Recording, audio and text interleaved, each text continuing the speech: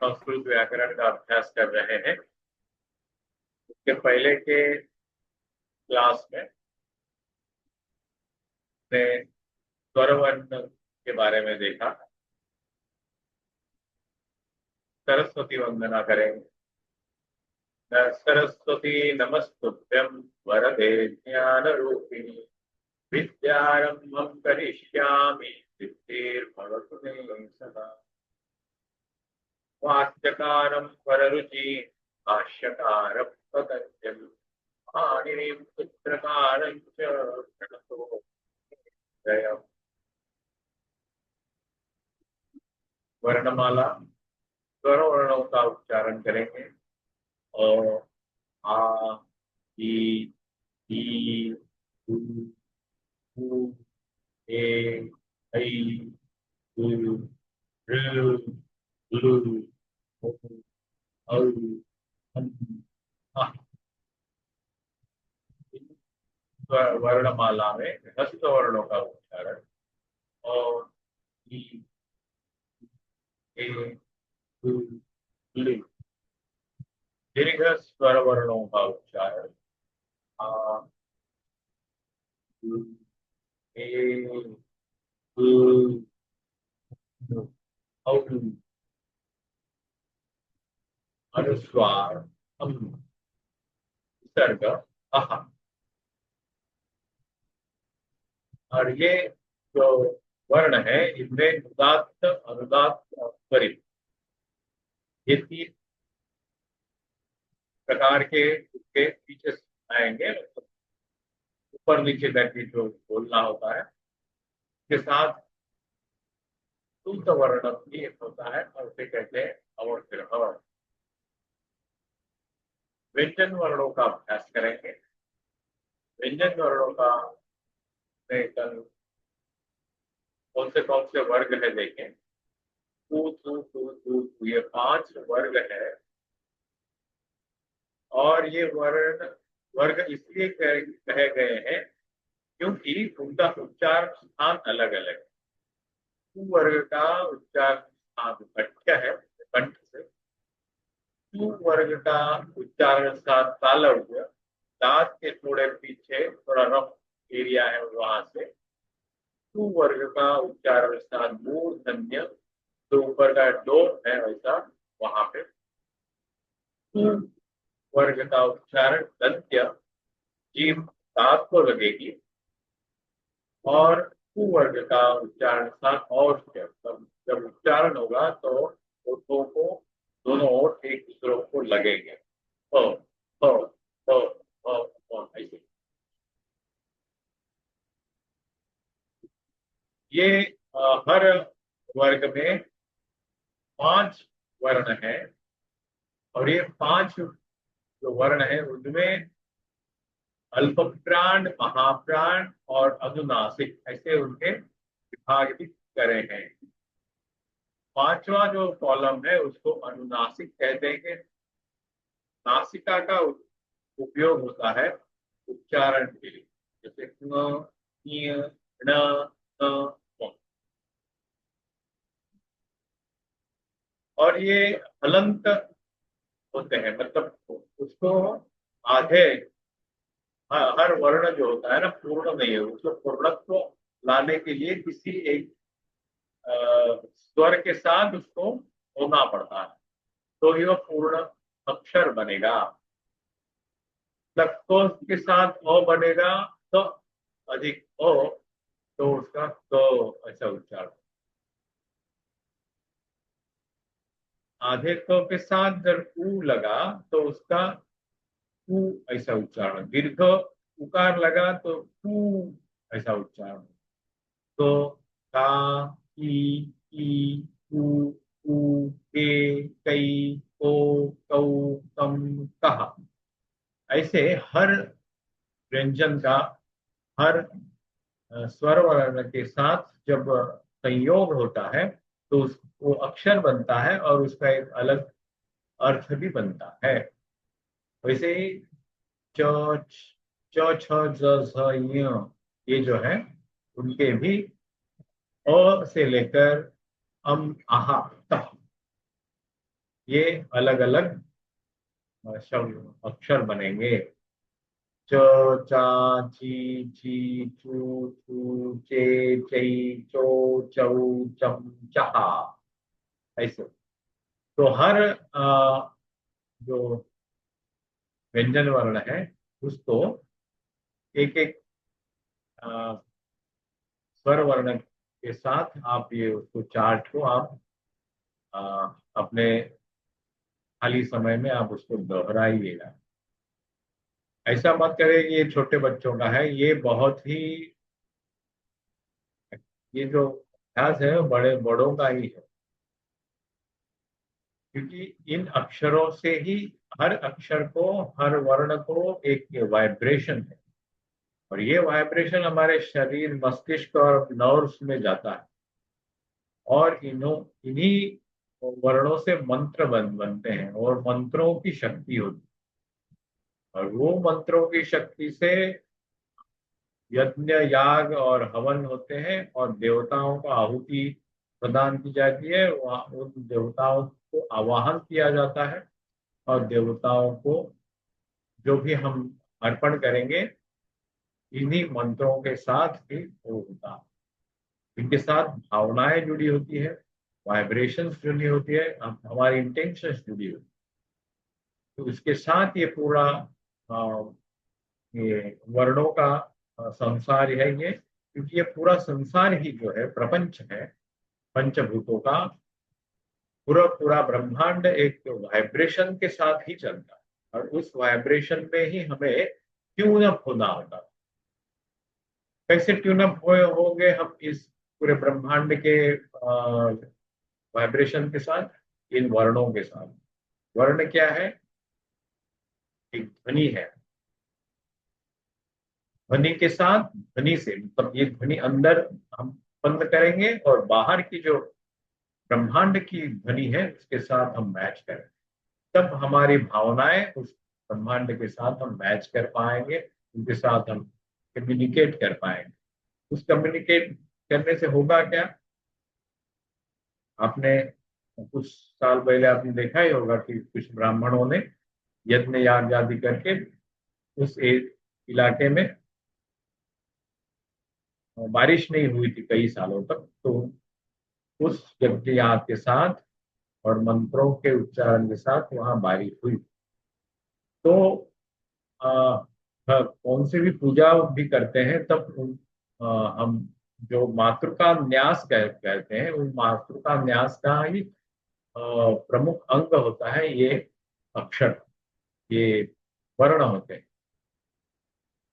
और सिर्फ हमारी सनातन वैदिक धर्म में नहीं, बल्कि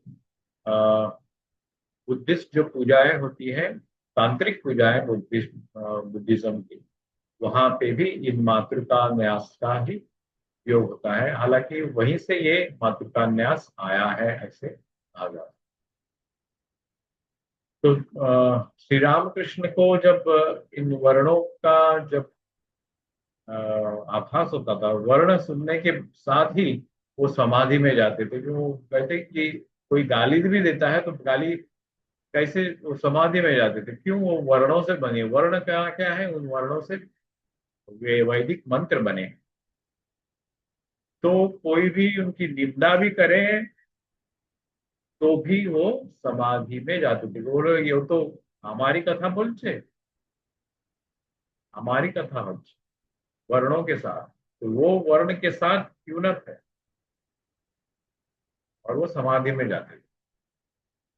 और उनके काल में सिर्फ बाद में विवेकानंद जी या उनके और कोई शिष्य है कुछ, उन्होंने सिखा दिया था कि कौन सी पद्धति की उनको अवस्था, समाधि की अवस्था दिखी तो कौन सा मंत्र से उनको नीचे लाना है, उन्होंने उनके शिष्यों को समझा दिया। तो इसी तरह इन वर्णों का भी हम उच्चारण कर सकते हैं अपने खाली समय में। It has a very good vibratory effect in our mind and brain and our nervous।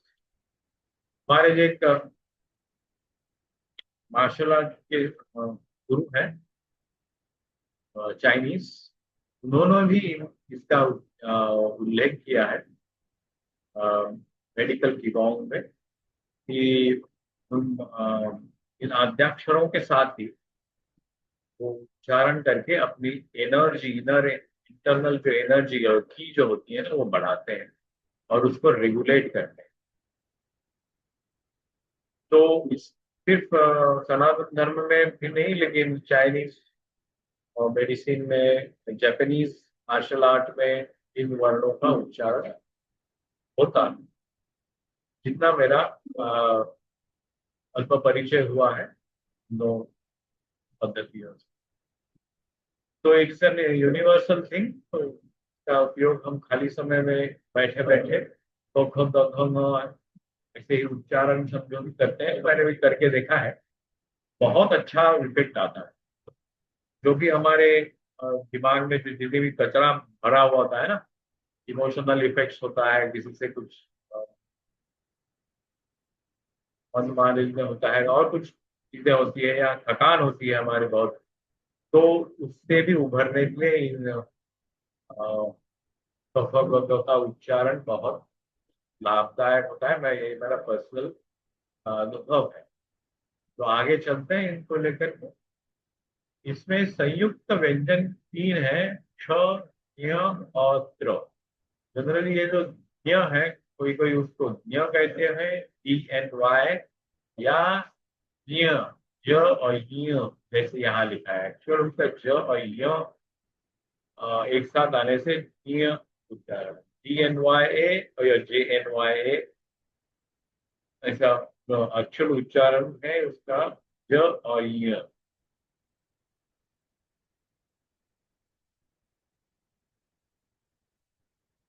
ये मुनियों को प्रणाम है।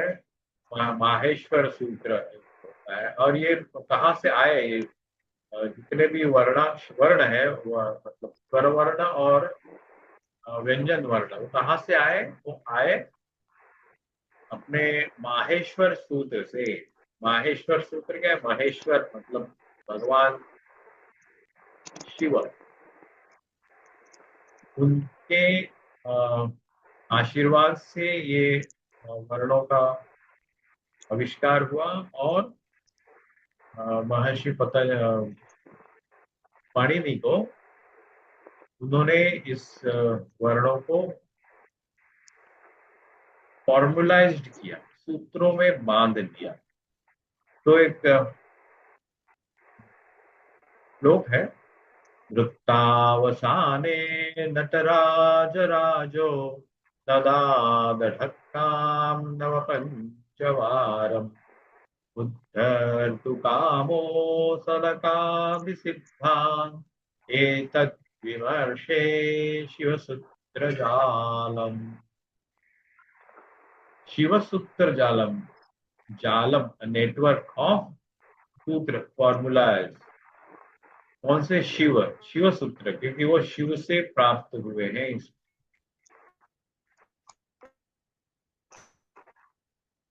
सनकादि सिद्धांत एतत् विमर्शे, ऐसे जो सिद्ध है सनक सब, ये जो चार सिद्ध हैं प्रथम इस सृष्टि के आदि काल के, तो वहां से हमें ये प्राप्त हुए हैं। उनको किसने दिया? उनको दिया ब्रह्मा जी ने। और ब्रह्मा जी के पास कहाँ से आया? शिव जी से। और वही शिव जी ने, হ্যাঁ, দেখা যাচ্ছে।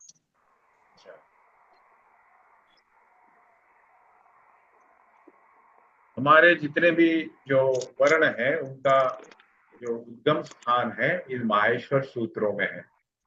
माहेश्वर उनको नाम इसलिए दिया है कि भगवान महेश्वर शिव जी से ही इनका हमें आशीर्वाद के रूप में प्राप्त हुआ है। तो उसको शिव सूत्र जाल भी कहते हैं। जालम मतलब नेटवर्क, सूत्र मतलब फॉर्मूलेज। तो इसका उच्चारण मैं करता हूँ, आप भी मेरे साथ म्यूट में ही वहां उच्चारण करिए। मैं आधे आधे श्लोक का उच्चारण करूंगा, उसके वैसे ही आप भी उच्चारण करिएगा। नृत्तावसाने नटराजराजो ननादढक्कां नवपञ्चवारम् उद्धर्तु कामो सनकादिसिद्धान् एतद्विमर्शे शिवसूत्रजालम्। इसका अर्थ इस नीचे दिया हुआ है। नृत्य मतलब तांडव के अवसान पर नटराज शिव जी ने, भगवान शिव जी के बहुत सारे अवतार हैं। ये नटराज जो अवतार है मतलब एक फॉर्म जो है वो दो पद्धतियों से उसको देखा जाता है, एक आर्ट फॉर्म में और मार्शल फॉर्म। आर्ट फॉर्म जो है वो वहां से उन्होंने नृत्य का आविष्कार किया, जैसे भरतनाट्यम आदि।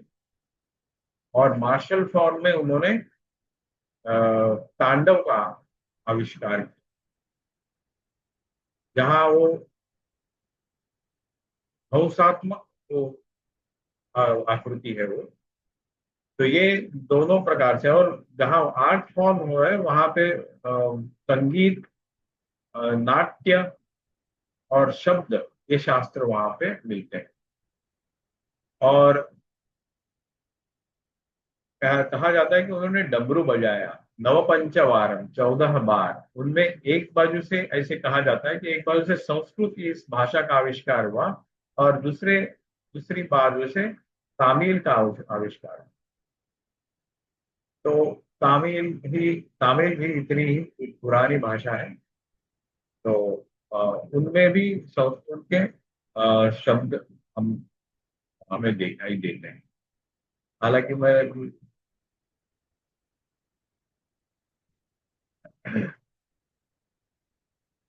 नृत्य मतलब तांडव के अवसान मतलब समाप्ति पर नटराज शिव जी ने सनकादि ऋषियों की सिद्धि और कामना का उद्धार मतलब पूर्ति के लिए नवपंचवारम में 14 बार डमरू बजाया।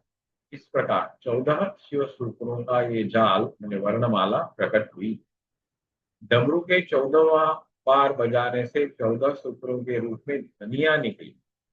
इन्हीं ध्वनियों से व्याकरण का प्राकट्य हुआ। इसलिए व्याकरण सूत्रों के आदि प्रवर्तक भगवान नटराज को माना जाता है। तो ये माहेश्वर सूत्र है, 14 सूत्र हैं। अ ई उण ऋ ऋ ए ओम ऐ औच हयवरठ लण नियमांगणनम गधै गड़धश जबगड़दश कफ छठत चटतौ तपय कष सर्व हल। ये सब हलंत में उनको दिया हुआ है, लेकिन उसका उच्चारण हम पूर्ण अक्षर के समान ही करेंगे, क्योंकि और उनका अंत जो वर्ण है, जैसे यहाँ न है, पहले न है, क है, म है, उनको हलंत रखा है और उनको अंत्य वर्ण कहा जाता है। और ऐसा क्यों? क्योंकि अ से लेकर न तक ये अ ई उन उ, ये तीन ही वर्ण इस सूत्र में माने जाएंगे। न को हमने जैसे ये डंडी लगाई है, ये सेंटेंस कंप्लीट करने के लिए एक टिम्ब दिया जाता है, बिंदु दिया जाता है या एक डंडी ली जाती है। उसी प्रकार संस्कृत में कहीं भी आपको डंडी और ये पूर्ण विराम, ये ये सिंबल है, ये नहीं रहते। उनको वर्णों से ही बांधा जाता है। इसलिए कोई भी वर्ण, ये जो मंत्र होते हैं, आदि में और अंत में ओंकार रहेगा, और बीच के जो वर्ण रहेंगे उनको कहा जाएगा मंत्र। ये वैदिक पद्धति है। इसको कहते हैं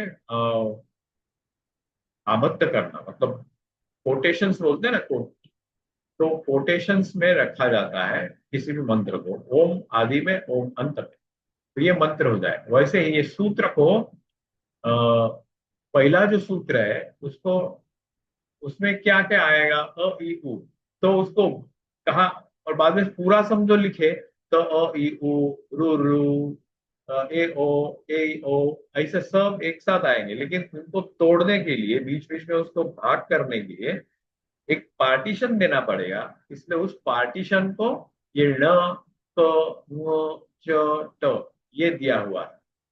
हालांकि ये जो वर्ण है, ये 14 वर्ण जो सूत्र है उसमें है ही, लेकिन उसको अलग से दिखाया गया है हलंत करके, ताकि उसको उनमें न, उसको एज एन डिमार्केशन सिंबल करके दिया हुआ है। उसका इत संज्ञा होती, इत मतलब लोप, उसको दिखता तो है लेकिन रहेगा नहीं, उसको उसमें गिना नहीं जाएगा, उसको कहते हैं लोप या इत।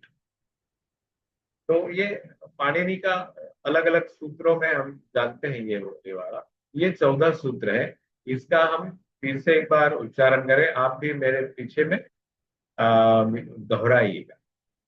अ ई उन ऋ ऋ ए ओं ऐ औच हयवरट लण न्यमंगणनम लभै ठठठश जबगड़दश खफ छठ चटतौ कपै शश सर्व फल। इन 14 सूत्रों का उच्चारण आप मंत्र के हिसाब से भी कर सकते हैं, उसका लाभ भी बहुत अच्छा होता है।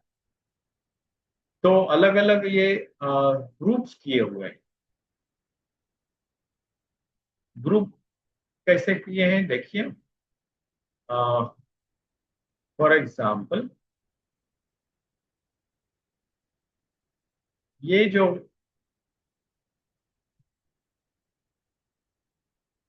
मैंने ये पीला एक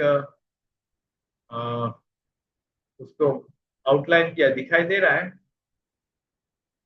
येलो आउटलाइन। जी जी।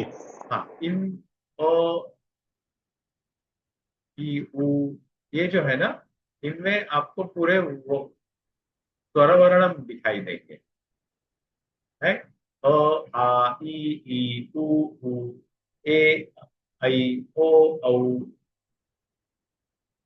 ठीक है। और हयवरट ये एक अलग रूप है, ल एक अलग वो है, न्यमांगणनम ये जो है, ये सब अनुनासिक है। इस वर्ण जो वर्ण ये सूत्र है, उन्हें ञ से म तक सब आएंगे आपके अनुनासिक। और यहाँ पे एक मजा है, ये म को इसमें अंतर्भूत भी किया है, म भी एक अनुनासिक ही है। और यहाँ से ट इसमें नहीं आएगा, लेकिन यह म इसमें आएगा। ये य जो है यहाँ पे है, लेकिन यहाँ उसका अर्थ अलग है, यहाँ उसका अलग। ध ध ध ढ धश, आपको उसका उच्चारण भी पता चलेगा किसी एक विशिष्ट स्थान से हो रहा है। ध ढ धश, ज ब ग ड दश, उसका उच्चारण ज ब ग ड। ये ज ब ग ड दश क्या है, ये देखते हैं यहाँ पे। Let us go to previous slide.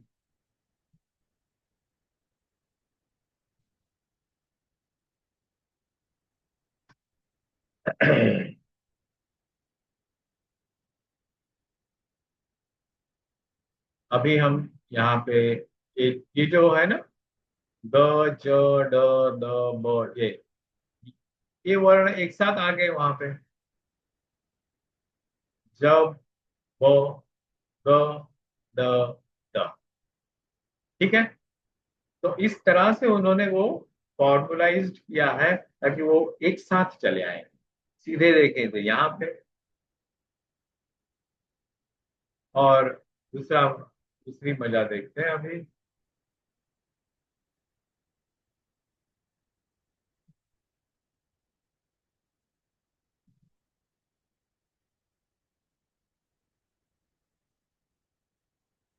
थ फ छ ठ थ च ट तौ। आपको उच्चारण में भी आसानी होती है उच्चारण करने। हालांकि अलग अलग वर्ण है, लेकिन आप एक साथ करेंगे तो एक म्यूजिकल टोन उसमें आ जाएगा। फ फ छ ठ थ च ट तौ। आपको मैंने ब्रीदिंग के लिए भी आसान होता है ये। फ फ छ ठ थ च ट तौ। ये छोड़ता है, ज्यादा हवा छोड़ी जाती है। उच्चारण करिए मेरे पीछे में, आप म्यूट में। ह ह छ ह ह च ट तौ। हवा छोड़ी जा रही है। तो हवा छोड़ी जाती है तो कैसे किया जाए उसमें? ख फ छ थ थ फ फ छ ठ थ। यहाँ पे आ गए सब, एक लाइन में आ गए। ह या व रट, ये जो है ह य व र, एक साथ आ गए। और इसको कहते हैं महाप्राण। फ फ छ ठ थ थ। आप वहां पे देख रहे हैं ऊपर में जो लिखा हुआ है, वो कॉलम में, कॉलम का हेडिंग क्या है? महाप्राण दिखाई दे रहा है। स्क्रीन से चला गया, दूसरा है।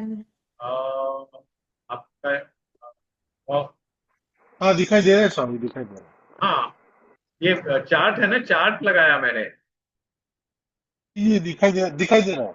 वर्ग, उच्चारण स्थान, अल्प प्राण, महाप्राण, ये दिखाई दे रहा है ना आपको? हाँ दिखाई दे रहा है। हाँ, उसमें देखिए फ फ छ ठ तौ, ये जो सूत्र है, उस सूत्र से क्या मिलता है हमें? फ छ ठ थ।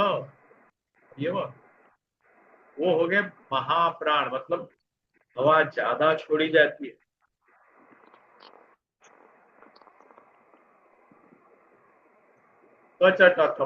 ये जो है ना अल्प प्राण का सूत्र क्या है? कपय शस सर्व हल। कपय।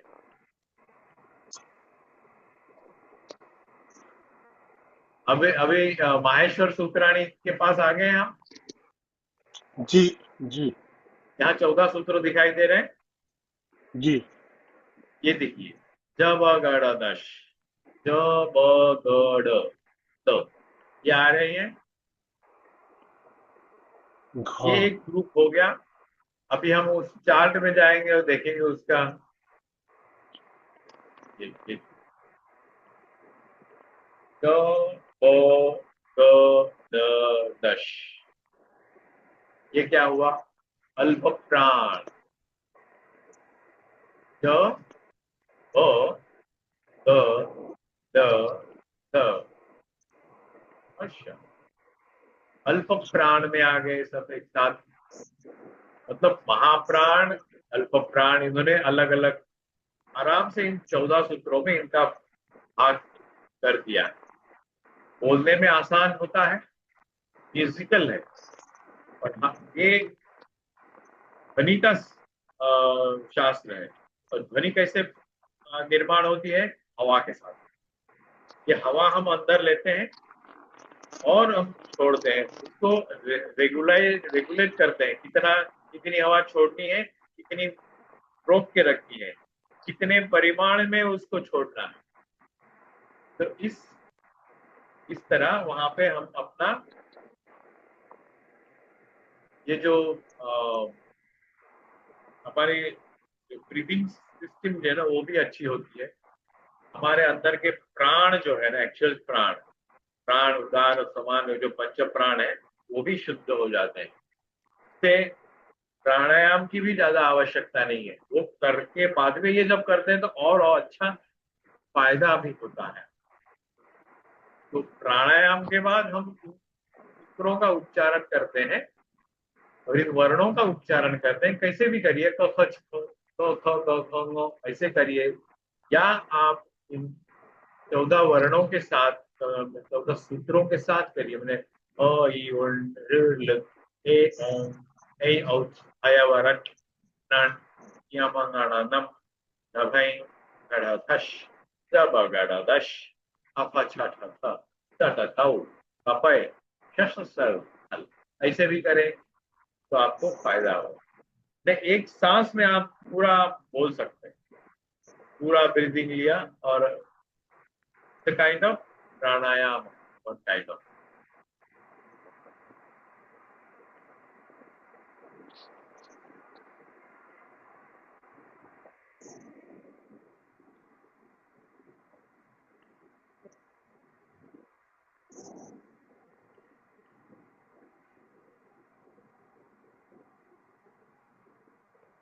और अभी देखते हैं उपदेश किसको कहते हैं। उपदेश, आदेश, उपदेश।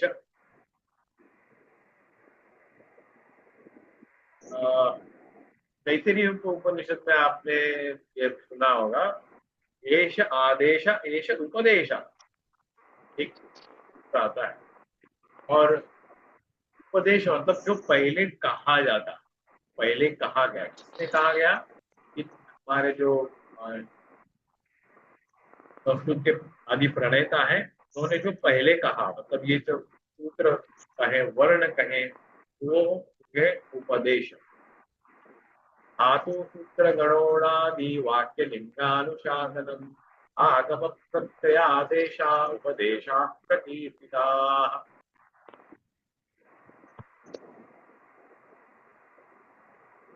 व्याकरण के ये अंग है। कौन से धातु, वर्णों से धातु बनते हैं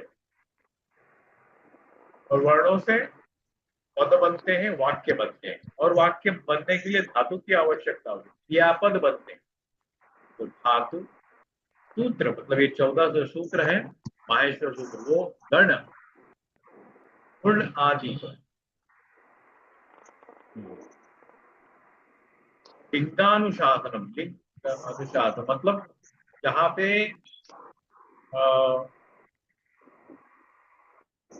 एक वचन, द्विवचन, बहुवचन, भूतकाल, भविष्यकाल, आगामी काल, ये सब बहुत सारी चीजें होती हैं और विभक्ति प्रत्यय आते हैं, वो इसमें सबको मिला करके ये व्याकरण बनता है। इसलिए और ये आदि है, मतलब इनके व्यतिरिक्त व्याकरण बन ही नहीं सकता। आगम प्रत्यय आदेशा उपदेशा प्रकीर्तिता। तो इनका भी हमें अभ्यास करना है, धातुओं का, सूत्रों का, गण, गुण, वाक्य, लिंगानुश, वाक्य मतलब वार्तिक, आगम, प्रत्यय, इसका हमें अभ्यास करना। तो ये थोड़ा आज का ये जो लास्ट स्लाइड है थोड़ा कठिन होगा आपके लिए, तो इसके यहाँ तक न जाते हुए हम यहीं तक रुकेंगे। माहेश्वर सूत्राणी जो है वहां तक आप लिखिए। आपके पास चाहे तो मैं व्हाट्सएप पे ये मैं भेज देता हूँ उच्चारण के लिए, तो इसका उच्चारण करते रहिए। जीभ आपकी साफ हो तो जीभ, कंठ और सांस लेने की जो कितना सांस लेना है, कितना छोड़ना है, will start developing। प्राणायाम अच्छा होगा, रिलैक्स। आप देखिए, इसका अभ्यास करके देखिए। तो आज आप यहीं रुकते हैं, फिर से मिलेंगे कल जी। हम व्याकरण का रुगियों को हम प्रणाम करेंगे। येनाक्षर समाम्नाय अधिगम्य महेश्वरात् कृष्णं व्याकरणं प्रोक्तं तस्मै पाणिनये नमः। येन धौता गिरः पुष्टा विमलैः शब्दवारिभिः समश्च ज्ञानगं भिन्नं तस्मै पाणिनये नमः। वाक्यकारं वररुचि भाष्यकारं पतञ्जलिं पाणिनिः सूत्रकारञ्च।